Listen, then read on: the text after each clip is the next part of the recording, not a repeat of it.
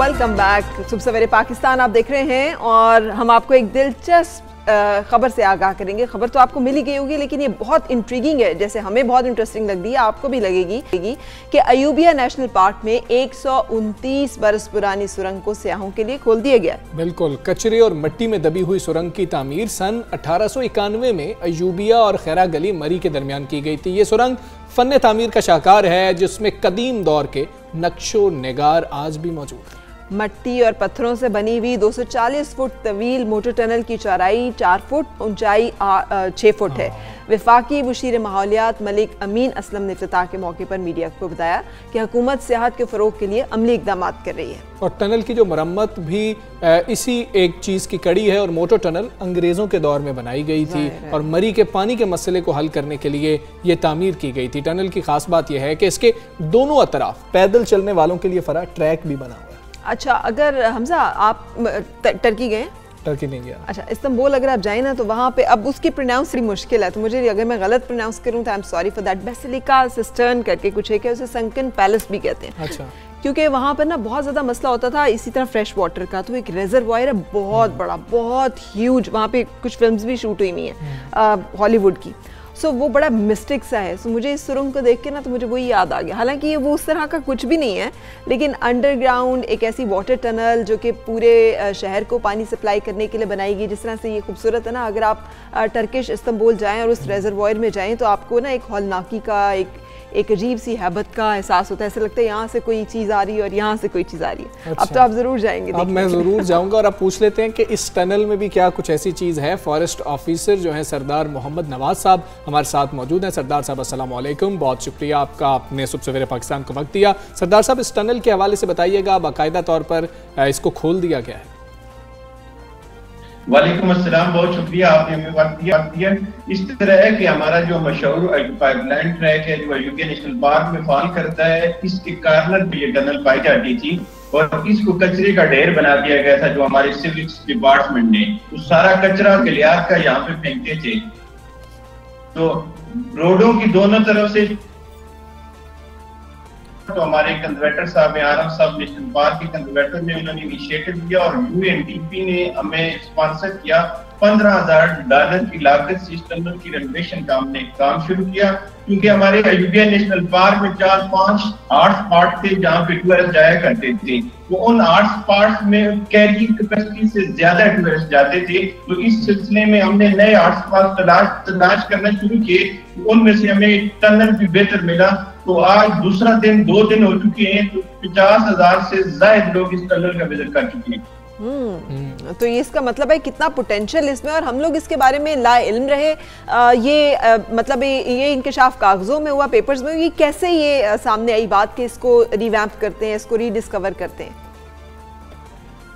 इस तरह हुआ क्योंकि इससे पहले जो लोग वहां पे पोस्टेड थे वो लोकल नहीं थे। तो मेरी पोस्टिंग में लोकल था, तो मेरी जैसे ही एसडीओ की पोस्टिंग हुई तो मुझे पता था कि ये टनल यहाँ पे पाई जाती है। तो टनल के जो दोनों एग्जिट और एंट्री थे, ये दोनों पॉइंट बिल्कुल बंद हो चुके थे, पता नहीं चलता था कि यहाँ पे टनल है। तो ये मैंने एक प्रपोजल अपने पास पीडी को भेजी और उन्होंने उससे एग्री किया।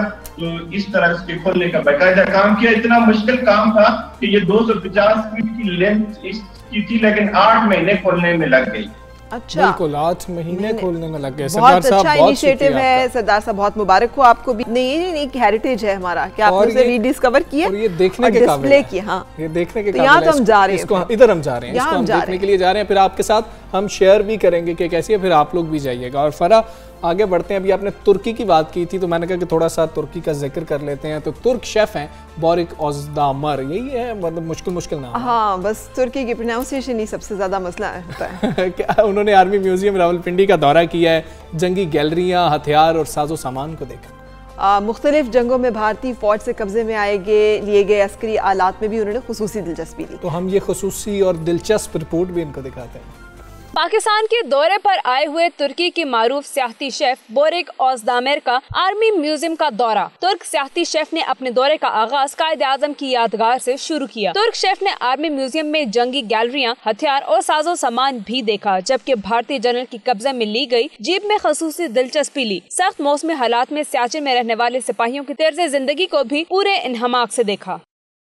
सो ये तो वो विजिट कर रहे थे पाकिस्तान के, उसका यहाँ पे मुझे ना टॉपकापी पैलेस याद आ गया। अच्छा। वहाँ पर आप जाए ना तो बहुत से क्योंकि जो हमारी चार सदियाँ तो हुक्मरानी रही खिलाफत उस्मानिया की, तुर्कों की पूरी दुनिया के ऊपर, तो वहाँ पर हर तरह के जंगी हथियार जो आपने देखे ना अर्तुगरुल गाजी में, सो ये सब चीज़ें वहाँ पर डिस्प्ले पर है। बड़ा इम्प्रेसिव है वो उनका म्यूजियम जो है। आज फरा हम सारों को तुर्की जो है ना भेज के रहेंगी, लेकिन मैं आपको खेल के मैदान में लेके जाऊंगा, मैं आपको तुर्की नहीं लेके जा रहा। अच्छी खबर है कि पाकिस्तान ने जिम्बाब्वे को दूसरे वनडे मैच में 6 विकेटों से शिकस्त दे दी। हाँ, और यूं पाकिस्तान ने 3 मैचों की सीरीज में फैसलाकुन बढ़तरी हासिल कर ली है। रावलपिंडी में खेले गए मैच में पाकिस्तान ने 207 रन का हदफ बासानी 4 विकेटों के नुकसान पे हासिल किया। और कप्तान बाबर आजम ने नाकाबिले शिकस्त 77 रन की इनिंग्स खेली है और छक्का मार के उन्होंने जो है ना खेल का इख्तिताम किया। बस ये छक्का लगना चाहिए हर गेम में और हर मैच में, वो जो आखिरी छक्का होता है ना, वो बड़ा फैसिनेट करता है, आपको बड़ा अच्छा लगता है। इसी पर बात कर लेते हैं। हमारे साथ मौजूद हैं स्पोर्ट्स एनालिस्ट अब्दुल माजिद भट्टी साहब। अब्दुल माजिद भट्टी साहब, अस्सलाम वालेकुम, बहुत शुक्रिया आपके वक्त का। पाकिस्तान सीरीज जीत गया, ये बताइए कि क्या जो हम अपने खिलाड़ी इस्तेमाल करने जा रहे थे, नए खिलाड़ी, हम उनको इस्तेमाल करने में कामयाब हुए या बिल्कुल नाकाम रहे जिम्बाब्वे के खिलाफ भी? देखें, जिम्बाब्वे की जो पहले 2 मैचेस हुए हैं, पाकिस्तान ने 3 नए खिलाड़ी आजमाए हैं। हारिस रऊफ को पाकिस्तान ने ओडीआई कैप दिए, मूसा खान को दिए, हैदर अली को दिए। लेकिन इस सीरीज में आप देखें, ये पाकिस्तान की एक न्यू लुक टीम है जिसमें मोहम्मद हफीज नहीं है, शोएब मलिक नहीं है, मोहम्मद आमिर नहीं है, सरफराज अहमद नहीं है। जिम्बाब्वे की टीम वैसे देखें ऑन पेपर तो एक बहुत ही कमजोर सी टीम है, लेकिन इस वनडे सीरीज की अहमियत बहुत ज्यादा है। अब इस वनडे सीरीज से 2023 में जो भारत में वर्ल्ड कप क्रिकेट टूर्नामेंट होना, उसका क्वालिफाइंग राउंड इस टूर्नामेंट से शुरू हो गया है।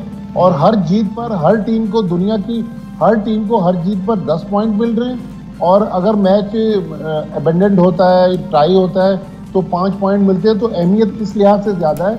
और 2023 के वर्ल्ड कप से पहले पाकिस्तान को टॉप 7 में फिनिश करना है, अदरवाइज पाकिस्तान को वर्ल्ड कप खेलने के लिए क्वालिफाइंग राउंड खेलना पड़ेगा। भारत जो होस्ट कंट्री है, वो वाहिद टीम है जो बराह रास्त वर्ल्ड कप के लिए क्वालिफाई कर चुकी है। अदरवाइज दुनिया की सारी टीमों को, इंक्लूडिंग डिफेंडिंग चैंपियन इंग्लैंड, उनको वर्ल्ड कप का क्वालिफाइंग राउंड खेलना है। लेकिन एक तरफ तो ये वर्ल्ड कप के लिहाज से अहमियत है, लेकिन इस सीरीज से पहले पाकिस्तान टीम के हेड कोच मिसबाहुल हक का जो पाकिस्तान क्रिकेट बोर्ड ने अप्रेजल किया था, उसमें मिसबाहुल हक से चीफ सेलेक्टर की जिम्मेदारी ले ली गई। लेकिन मिसबाहुल हक को भी एक clear cut guideline cricket board ने दी है कि वो पाकिस्तान टीम को दुनिया की टॉप 3 टीमों में देखना चाहते हैं। तो देखें, है कैच 22 सिचुएशन, लेकिन मिसबाहुल हक के लिए भी मुश्किल है, पाकिस्तान टीम के लिए भी ये मंजिल आसान नहीं है। बाबर आजम की कप्तानी के हवाले से भी बता दीजिएगा, आपको क्या नजर आया, बेहतरी है या फिर कुछ और देख रहे हैं आप?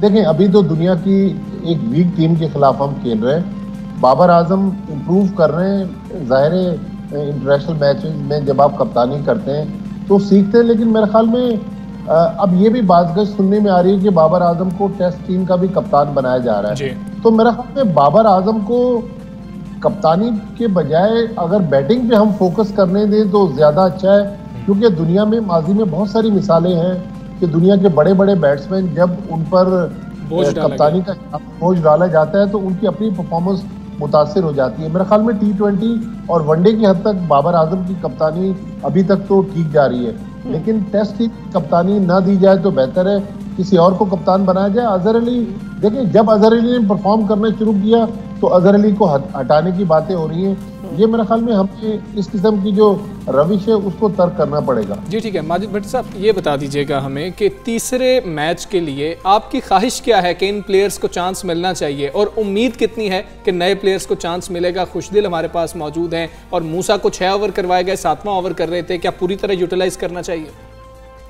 देखिए, मूसा अगर आपने पूरा मैच देखा हो तो बीच में अनफिट होकर बाहर गए थे, वापस आए, उन्होंने दूसरी विकेट भी ली, लेकिन मूसा से गालिबन इसीलिए, और पाकिस्तान की जो बॉलिंग जिस वक्त पाकिस्तान की टीम करवा रही थी, गालिबन 46 ओवर्स में जिम्बाब्वे की टीम आउट हो गई। लेकिन मेरी जो सबसे बड़ी ख्वाहिश है वो ये है कि हम उस्मान कादिर को 1 साल से ट्रैवल करवा रहे हैं। शादाब खान भी इस वक्त अनफिट है तो उस्मान कादिर को खिला दें। खुशदिल शाह एक और पाकिस्तान का प्रॉमिसिंग यंगस्टर जिसको हम पाकिस्तान क्रिकेट का फ्यूचर कहते हैं, मेरा ख्याल में खुशदिल शाह को भी ट्राई करना चाहिए। फिर फ़खर जमान को हमें ओपनर की हैसियत से आबिद अली की, देखें ये पाकिस्तान की बिल्कुल न्यू लुक टीम है, इसमें थोड़े से तजर्बा बाबर आजम है, वहाब रियाज ने अच्छी खासी इंटरनेशनल क्रिकेट खेली है, ज़्यादातर नए खिलाड़ी हैं, हारिस सोहेल जो है वो थोड़े से तजर्बाकार कह सकते हैं। तो मेरे ख्याल में तकरीबन नई टीम है, लेकिन इस टीम से ओवरनाइट हमें रिजल्ट नहीं देने। लेकिन एक चीज़ हमें जहन में रखनी है कि इस जिम्बाब्वे की सीरीज़ के बाद हमने न्यूजीलैंड जाना है, हमने साउथ अफ्रीका से होम सीरीज़ खेलनी है, साउथ अफ्रीका का टूर करना है, इंग्लैंड का टूर करना है। तो पाकिस्तान का हनीमून पीरियड जो है वो इस सीरीज के बाद खत्म हो जाएगा। बिल्कुल, इसके बाद हम शुक्रिया, बहुत शुक्रिया हमारे साथ रहने के लिए। आप जानते ही होंगे ख्वातीनो हजरात के हर पाकिस्तानी मर्द की तरह हमजा जो है he is also obsessed with number 1 सियासत, नंबर 2 खेल क्रिकेट। ये दो ऑब्सेशंस ऐसे हैं जो कि कॉमन है और हमजा जो हैं वो उसमें किसी तौर पीछे नहीं रहते। पिछले दिनों आपने खबर सुनी होगी कि कौमी क्रिकेट टीम के साबिक कप्तान सलमान बट ने ये कहा, ये अफवाहें गर्दिश कर रही थी कि उन्होंने क्रिकेट छोड़ने का फैसला कर लिया और उन्होंने कमेंट्री करने का भी फैसला किया है। लेकिन हमजा ने उनसे बात की और हमें मालूम हुआ कि इन तमाम बातों में कोई सदाकत नहीं। तो क्या बात की है वो आपको दिखाते हैं।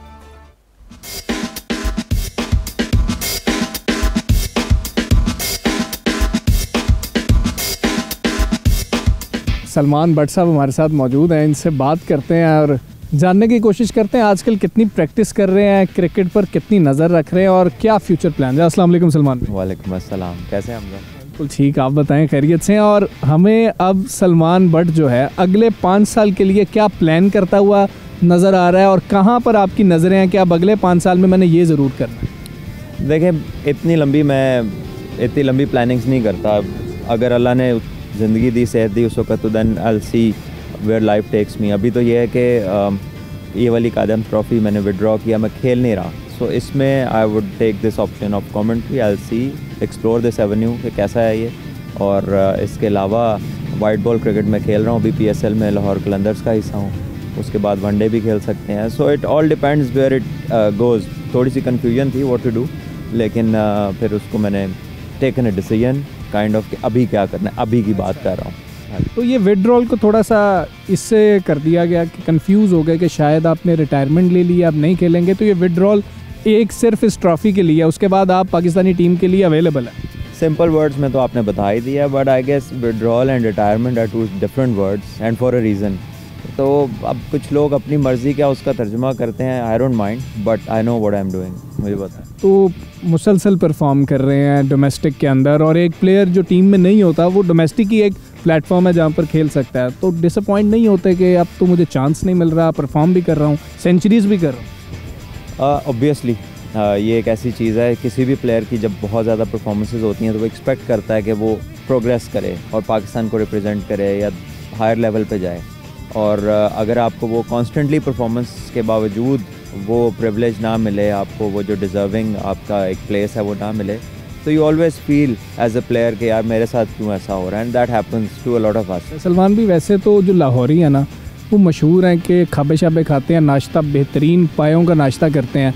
एक क्रिकेटर होते हुए और सलमान बट होते हुए क्या वैसे नाश्ते नसीब होते हैं या फिर नहीं भाई मेरे सामने से उठा लो? यार ये जो बट होना है ना ये भी ये कोई छोटी बात नहीं है।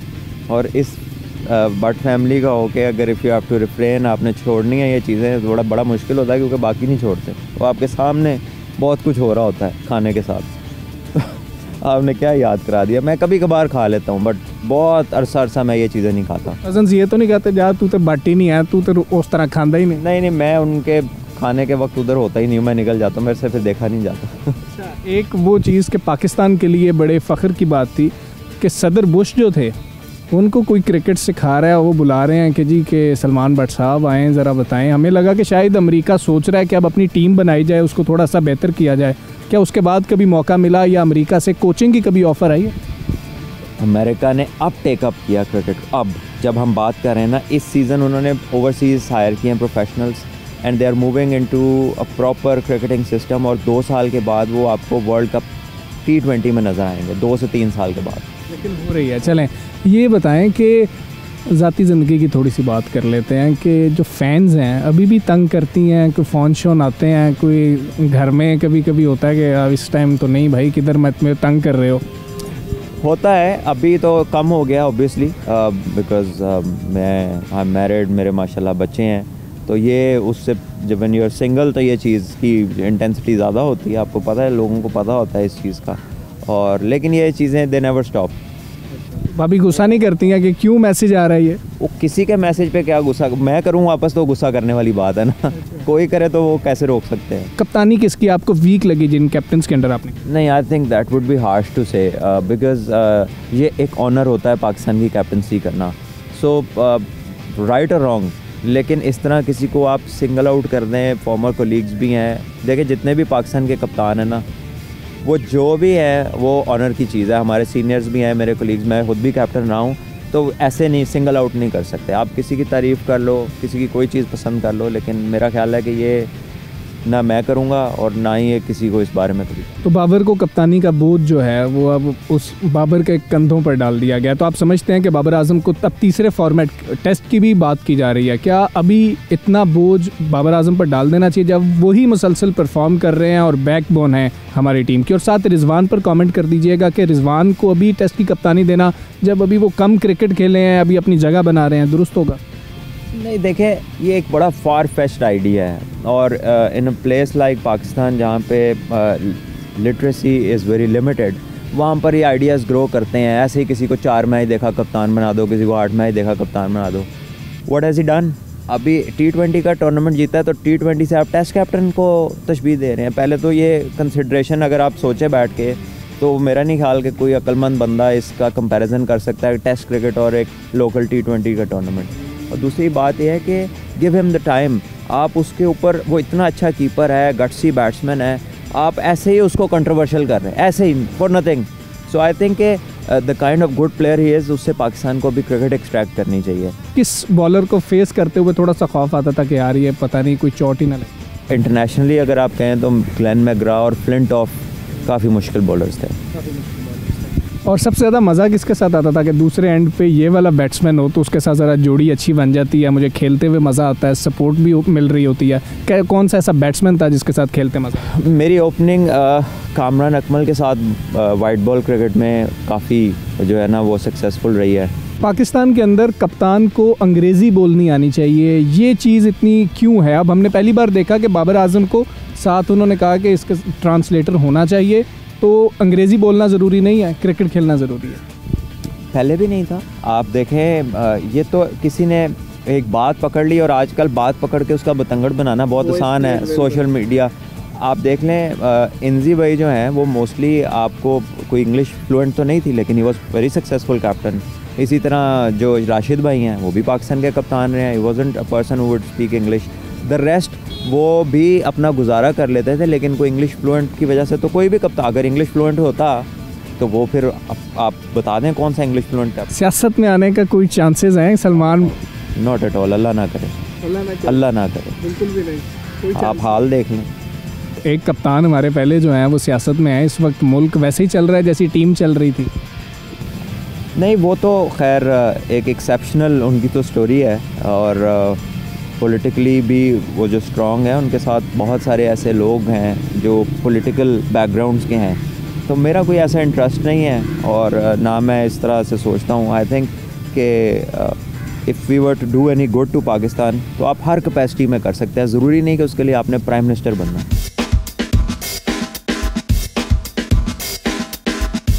सलमान बट इस वक्त बैटिंग कर रहे हैं, फ़ायदा उठाते हैं। मैं उनको अब बॉलिंग करवाने जा रहा हूँ, इंतज़ार कर रहा था, अब मैं बॉल करवाता हूँ, देखता हूँ कि मुझसे बॉल भी होता है कि नहीं होता, और सलमान बट मुझे छक्का तो नहीं मारते हैं।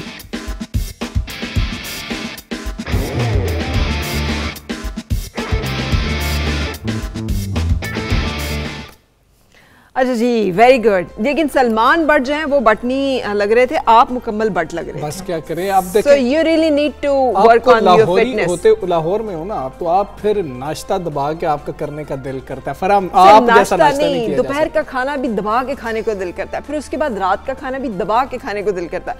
और हमसा जितने आप ऑब्सेस्ड है ना पॉलिटिक्स के साथ और सियासत के साथ, कहाँ लिख के साइन करके दूंगे भाभी बहुत तंग होंगी।